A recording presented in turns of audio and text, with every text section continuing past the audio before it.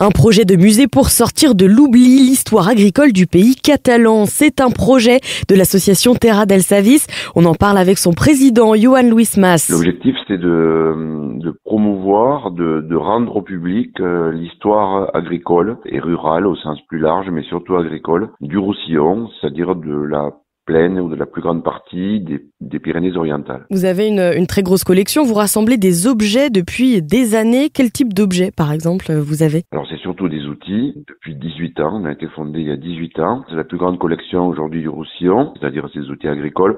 Il y a plusieurs milliers de pièces. Ça va du petit document ou du petit objet jusqu'au véhicule ou au chariot.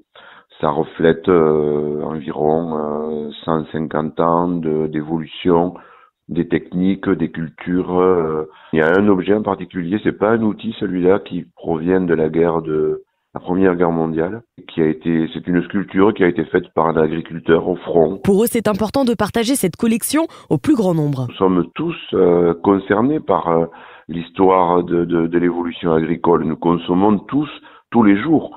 Et nos ancêtres ont consommé tous les jours. Et les problèmes, disons que cette collection, elle a à la fois un intérêt historique et je pourrais presque dire ludique, de découverte pour les plus jeunes, de redécouverte pour les plus anciens, mais aussi elle a des liens avec notre consommation d'aujourd'hui. Chacun sait que nous ne sommes pas autonomes du point de vue de l'alimentation.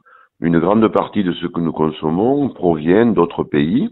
Et puis aussi, il y a le volet environnemental que l'on pratiquait complètement dans l'agriculture ancienne jusqu'aux années jusqu'au début, disons, du XXe siècle. Et puis qu'on a progressivement oublié parce que tout le monde était persuadé qu'il fallait absolument traiter pour avoir plus de quantité et éviter les maladies. L'agriculture ancienne permet aussi de s'inspirer sur des points de repère, un mode de comparaison. Nous représentons une grande partie des Pyrénées-Orientales, le Roussillon, mais il ne faut pas oublier que dans les Hauts-Cantons, et en Cerdagne en particulier, il y a le musée de Cerdagne, Cal Mateu, qui est lui spécialisé dans l'agriculture de montagne.